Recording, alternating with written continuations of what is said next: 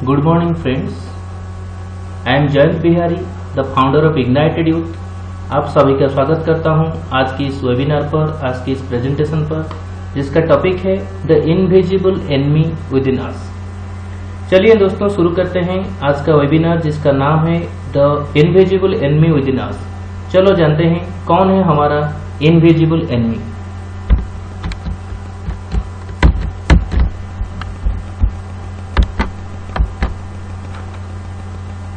Automatic negative thoughts. I am so stupid. I just feel really ugly. I am not worthy. I am nothing. There is no point in trying. I am not enough. I am a bad person. Nothing ever goes my way. This is all my fault. Nobody really likes me. This always happens to me. Life is meaningless. This won't end well. They are angry at me. I am just wasting my time. I am going to fail like I always do. These are all automatic negative thoughts comes to our mind. जैसे बोलते हैं ना, as you sow so shall you reap. If you sow a thought reap an action, sow an action reap a habit, sow a habit reap a character, sow a character reap a destiny. ये सब एक thought से शुरू होता है। अगर हमारा thought सही रहेगा तो हमारा डेस्टिनी भी बदल सकता है।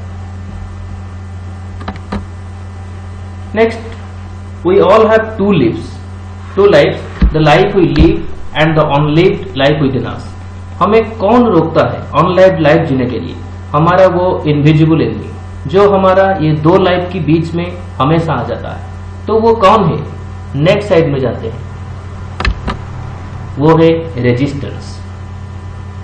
We always resist to changes, चाहे वो पॉजिटिव हो या नेगेटिव हो। देखो, मेरी बच्ची आज से 1 महीने पहले घर में लैपटॉप, मोबाइल, टीवी देखती थी, आज भी देखती है। और आजकल उसके टाइम टेबल में 1 घंटा का पढ़ाई आ गया।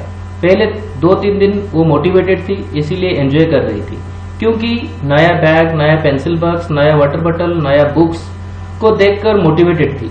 जब उसे समझ आ गया कि उसका 1 घंटा लैपटॉप, मोबाइल या टीवी देखना कम हो रहा है, वो रेजिस्ट करने लगी। सो उस रेजिस्टेंस जैसा एनिमी से विजय पाने के लिए हमें पहले उसे अच्छी तरह समझना होगा।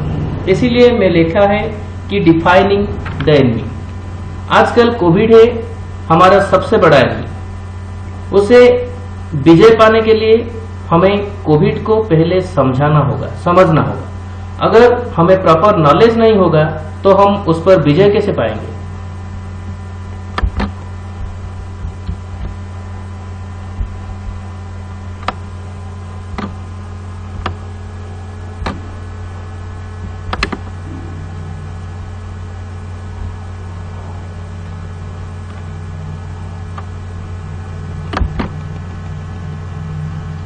तो चलिए दोस्तों जानते हैं ये रेजिस्टेंस कैसा होता है। ये इनविजिबल होता है। ये जो रेजिस्टेंस होता है ये किसी को दिखाई नहीं देता। अगर दिखाई देता तो हम उस पर वार करके विजय पा सकते थे। कोविड जैसा ये भी दिखाई नहीं देता। Where does it live? चलो ये जानते हैं ये रहता कहाँ है। जैसे कोविड से दूर रहने के लिए हमें बाहर नहीं जाना है, किसी आउटसाइडर के साथ मिलना जुलना नहीं है। इसी तरह हम अगर जान ले कि ये रेजिस्टेंस जैसा इनविजिबल एनिमी रहता कहाँ है, तब जाके हम सॉल्यूशन ढूंढेंगे कि कैसे हम उसको हरा पाएंगे। Answer is in the slide. लिखा हुआ है वो हमारा माइंड के अंदर ही रहता है, इंटरनल। अभी वो जानते हैं इसकी गुणावली और कैरेक्टर्स के बारे में, तब जाके हम पहचान पाएंगे ये इनविजिबल एनिमी को। ये एक्सट्रीमली इंटेलिजेंट होता है, ये सुपर स्मार्ट होता है। ये कब हमें अच्छा चीज से दूर ले जाएगा हमें पता नहीं चलेगा। ये हमारा मन को मैनिपुलेट करता है। ये हमें कोई अच्छी चीज को तुरंत एक्सेप्ट नहीं करने देता है। लॉकडाउन में हमें बाहर जाना नहीं है, पर लोगों ने कई सारे बहाने करके जाते हैं। वो इनका रेजिस्टेंस मैनिपुलेट करता है। कुछ लोगों का एक्चुअली में काम होता है, पर ज्यादातर लोगों का चाय दुकान और खट्टी करना वो जाते हैं, जो कई सारे बहाने बनाकर जाते हैं। वो उनका रेजिस्टेंस टू रूल्स रेगुलेशंस होता है। इसको हमारा वीकनेस पता होता है, इसीलिए तो ये हमारे ऊपर हावी होता है। अगर आपको अपने दुश्मन का वीकनेस पता होगा तो उसे हराना आसान हो जाएगा। इसी प्रकार ये रेजिस्टेंस हमें हरा देती है, बिकॉज ये हमारा वीकनेस जानता है। It has also access to our memory bank. देखो एक एग्जाम्पल लेके समझाता हूँ। मेरी बच्ची को मैंने वादा किया था कि तुम अगर 1 घंटा रोज पढ़ाई करोगे तो मैं तुम्हें दिन में 1 घंटा लैपटॉप में यूट्यूब देखने दूंगा। ये मैं 15 डेज पहले कहा था, जब वो पढ़ाई की बात करने से रोने लगती थी, तो मैंने उसकी लैपटॉप मोबाइल देखना बंद कर दिया था। केवल दिन में 1 घंटा टीवी पर कार्टून देखती थी। पर 2-3 दिन पहले जब वो रियलाइज किया कि उसे लैपटॉप मोबाइल नहीं मिल रहा है, तब उसने पढ़ाई के लिए राजी हुआ, पर विदाउट बुक्स कॉपी स्लेट के साथ, ओनली ओरल। चलो वो भी ठीक है, कुछ तो लाभ हुआ। पर वो 1 घंटा पढ़ाई खत्म करके जब घर आती है तब बोलती है मैंने पढ़ाई खत्म करके आ गई, मुझे लैपटॉप दो, क्योंकि आपने बोला था देने के लिए। अगर मैं किसी भी तरह उसकी माइंड डाइवर्ट करने की कोशिश करता हूं तो वो रोने लगती है। यही रोना ही उनका जो लड़की की रेजिस्टेंस होता है। पर मैं अगर बोलूंगा कि शाम को भी पढ़ना है, उसको याद नहीं रहेगा। शायद उसे याद होगा, पर वो पॉजिटिव चेंज के लिए, पॉजिटिव जो पढ़ाई होता है उसके लिए खुद याद नहीं दिलाता है। नेक्स्ट ये इम्पर्सनल होता है, लाइक ग्रेविटी। जैसे अर्थ का ग्रेविटी होता है, वो किसी भी चीज को अपने ओर खींच लेता है, उसी प्रकार रेजिस्टेंस का भी ग्रेविटी होता है, ये किसी को नहीं छोड़ता है। चाहे धनी गरीब, male female, dark fair, Indian American, tall short, fat thin, सबको अपने ओर खींचता रहता है। Proportionally negative, it is directly proportional to your dreams. जितना बड़ा ड्रीम उतना बड़ा रेजिस्टेंस। इसीलिए मैं हमेशा बोलता हूँ सक्सेस के लिए हमें बहरा होना पड़ेगा, नहीं तो दुनिया हमें सक्सेस पाने नहीं देगी। अगर बहरा नहीं बनोगे तो दुनिया की सुनोगे, तब नेगेटिव थॉट्स पैदा होगा जो कि रेजिस्टेंस बन के हमें रोकेगा। इट नेवर स्लीप्स, ये हमारा सपनों में भी हमें रुकता है। हमारा जो सबकॉन्शियस माइंड में इसी तरह घर बैठा रहता है कि हमें सोने के बाद भी अपने ओर खींच लेता है। Most powerful at the finishing line, एक एग्जाम्पल लेके समझाता हूं। जब कोई आदमी कुआं खोदता है, उनको पता नहीं होता है कि कितनी तक खोदने में पानी आएगा। अगर अकेले वो खोदता रहेगा, 20-30 फीट खोदने के बाद अगर पानी नहीं आया तो वो निराश होकर छोड़ देगा। पर अगर वो और 4-5 फीट खोदता तो पानी आता। और एक एग्जाम्पल ले लो, आप सबने सोशल मीडिया में देखा होगा, एक पोस्टर में एक आदमी खोदता है हीरे पाने के लिए। खोद के परेशान हो जाता है, पर हीरे नहीं मिलता है। ये सोच के वो आदमी खोदना छोड़ देता है, यहाँ हीरे नहीं है। पर दूसरा आता है, बस 2-3 फीट खोदते ही उसको हीरे मिलता है। पहले आदमी को उसका रेजिस्टेंस फिनिशिंग लाइन के पहले और फिनिशिंग लाइन के आसपास ही रुक दिया। Please give your resistance a name. जैसे हम बुलाते हैं हमारे शत्रु को शैतान फैतान, ऐसे जो भी एक नामकरण कीजिए। Then how to beat the resistance, हमें रेजिस्टेंस को कैसे बीट करना है, उसके ऊपर कैसे विजय पाना है। देखो, there are different techniques to beat the resistance. मुझे जो अच्छा लगा और मैं जो प्रैक्टिस कर रहा हूं आपके साथ शेयर करूंगा, वो है daily reminder. There is an enemy, the enemy will destroy you, the enemy is inside you but it is not you. The real you must fight the resistance in you. Dreams and desire create resistance, it arises second, assistance follows the minute you overcome resistance. एक example लेके आपको समझाता हूं। मैं network marketing कर रहा हूं, अभी 7-8 महीना हुआ। तो कंज्यूमर बनाने के लिए मैंने सोचा कि मेरी प्रोफेसर लोगों को एक बार बोला जाए, पर मेरे अंदर एक रेजिस्टेंस मुझे रोका और बोला अगर तू उन लोगों से बात करेगा तो वो तुझे डिस्ट्रैक्ट करेंगे कि तुम एक लेक्चरर होके ये नेटवर्क मार्केटिंग के चक्कर में क्यों पड़ते हो।